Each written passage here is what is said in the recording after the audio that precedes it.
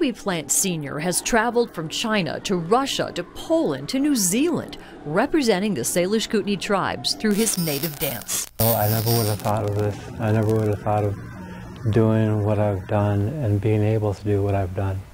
You know, I just wanted to dance. He's been dancing since he can remember, and through the Rocky Mountain Ballet Theater's Ballet Beyond Borders program based in Missoula, he's performed at the 2008 Olympic Cultural Festival in China, to a presidential inauguration in Poland, bringing traditional fancy dancing to those who've never seen it. Shock and awe. I mean, just the sheer magnificence of, the regalia. It makes a huge statement before he even dances.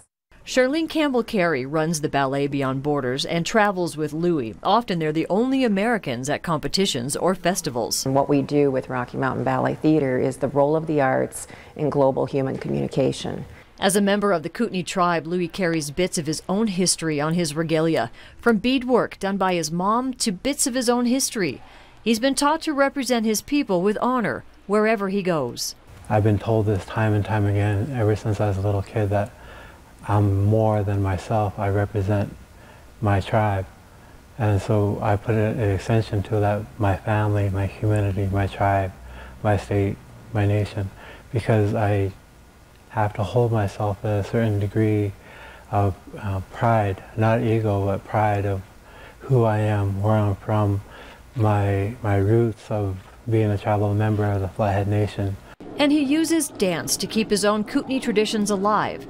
And as he and Charlene have discovered, that's a universal concern. We discovered very quickly that the Tatar people are very concerned about losing their identity with their language and their customs in Tatarstan and being swallowed up just by, the Russian language and everything Russian from Moscow.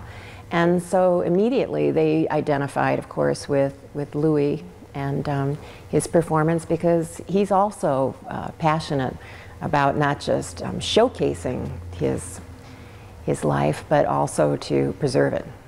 But Louie's days of competitive dancing are coming to an end. He suffers from severe diabetic nerve pain. Dancing can relieve the pain for a while, but it's still very hard on his body, as you can see in this video when he's warming up without his regalia. But even when the dancing does stop, what Louie has done for Native Americans around the world will continue by sharing the real story of a diverse people who often fall victim to stereotypes. We don't fit a mold. Each one of us is different in our own different ways. And because of that, it's beautiful. And we are holding on to our traditions, living in two worlds.